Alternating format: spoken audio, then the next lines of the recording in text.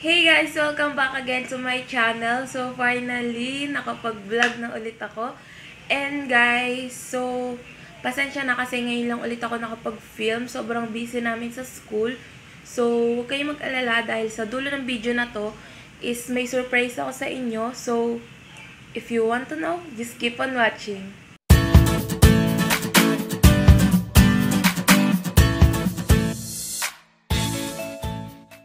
For today's video is gonna be a product review about this product, the resurfacing set of the Go Glass from Pinkstop PH.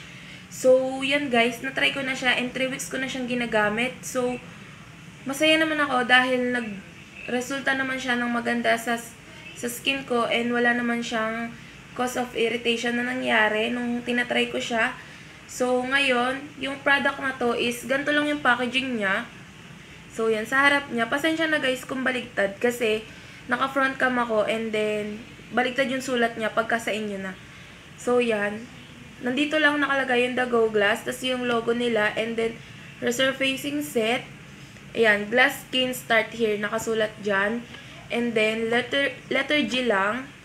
Tapos, dito yung claims niya and how to use. And then, yung Facebook and Instagram account nila. And then, dito sa kabilang gilid is yung letter G lang din. And then yan, wala na.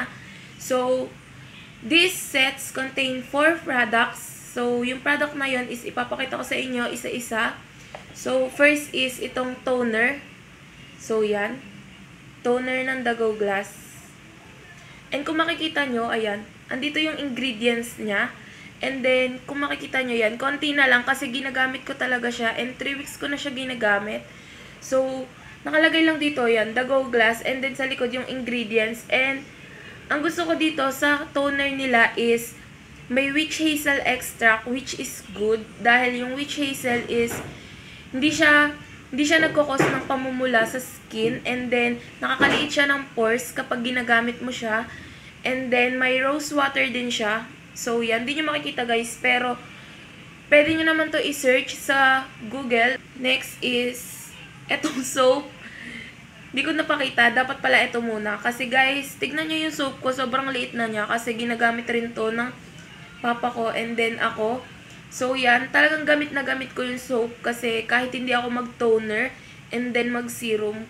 Minsan kasi thrice a day ako naghihilamos. Or basta pag oily na yung mukha ko, naghihilamos agad ako. So yan, toon niyang size. Ganito talaga yung size ng soap nila. So, yan. May papel lang dito. And then, nakaukit dito yung logo nila.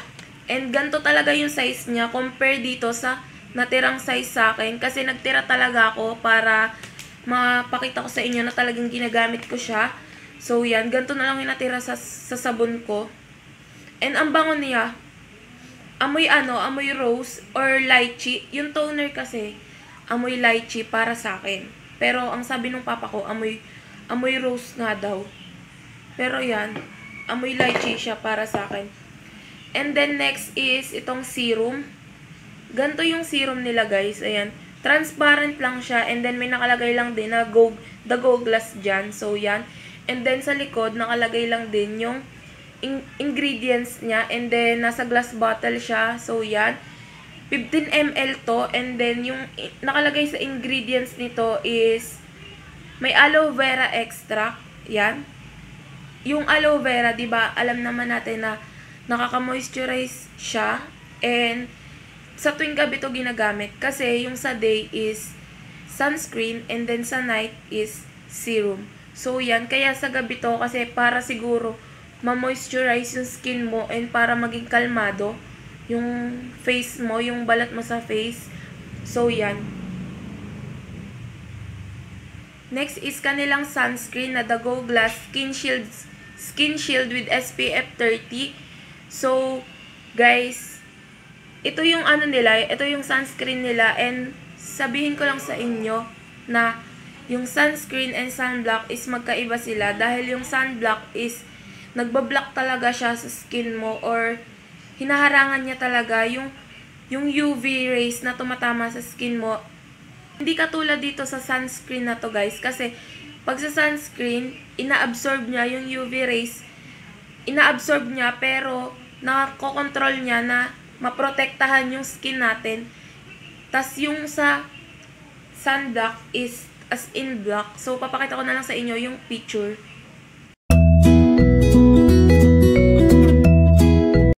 So, ayun guys, according to my research, wow, nag-research.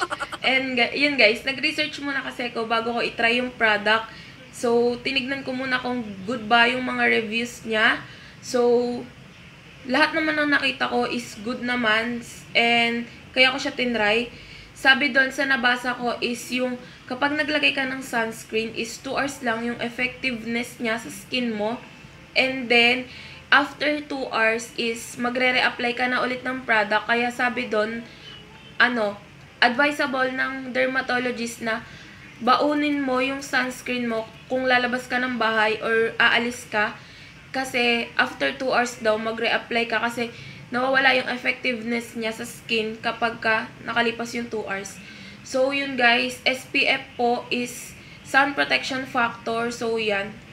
Mas nakakatulong to para hindi mangitim yung ating skin or face. Resurfacing set and rejuvenating set guys is magkaiba. Sige, magkaiba sila pero pareha silang nagre-remove ng dead skin cells. Pero magkaiba sila ng effect sa skin mo kasi mild exfoliating effect lang yung nangyayari doon sa resurfacing set, pero nabibigyan ka niya ng glowy effect sa skin. Pero doon sa rejuvenating set is sobrang tapang niya gamitin, and then sa first try or first week mo na ginagamit yon is mamumula ka. Dati kasi guys, nag-rejuvenating set na din ako, and sobrang hindi ko kinaya yung sa unang first week ko dahil sobrang namumula siya. And then ang kati-kati niya, parang yung product na nabili ko is para siyang makatip sa una, pero hindi daw yung kate. Ina-absorb lang nung face mo yung product na in-apply mo, tas biglang namumula. So yun, hindi ko yun nagustuhan. Mas nagustuhan ko tong The Go Glass kasi nga mild lang siya, and then kung may sensitive skin ka or may irritation ka sa mga resurfacing set, rejuvenating set, or sa mga pinapahid sa mukha mo, mas mabuting resurfacing set yung gamitin mo kasi hindi siya nagpi-feel. Hindi siya magbabalat, hindi siya magpupula. Mabibigyan kanya ng glowy effect nang hindi namumula and hindi nagbabalat yung face mo. Hindi ko siya mapapakita ng actual sa inyo guys dahil nag-sunscreen ako and then nag-concealer ako kasi kanina. So, may ilang clips ako na ginagamit ko siya tuwing night and tuwing morning. So, i-insert ko na lang yung clips dyan para makita nyo. So,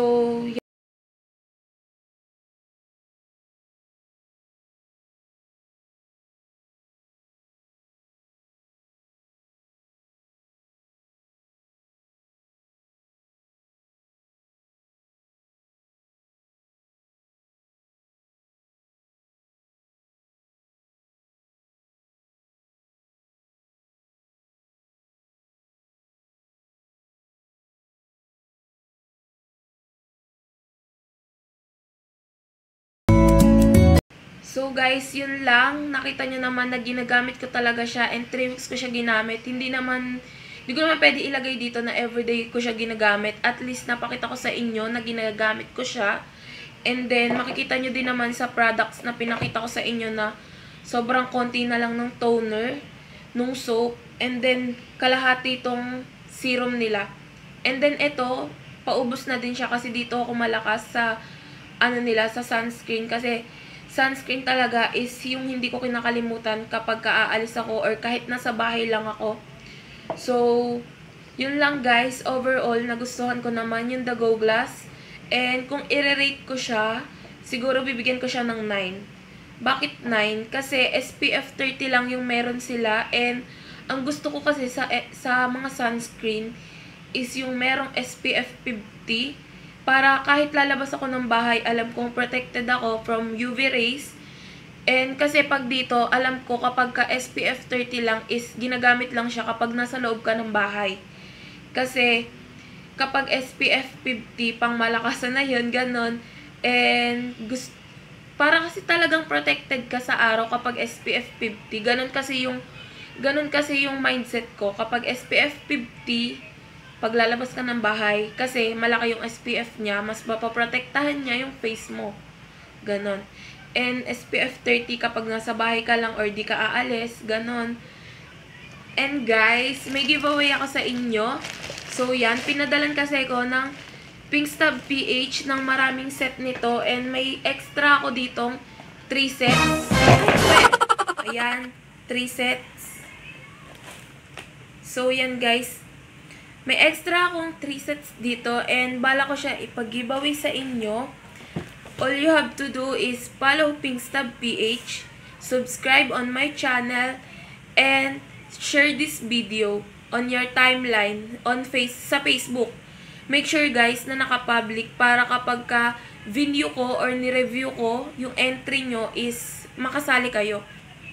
So guys, yun lang naman yung mechanics para maka-join kayo sa giveaway.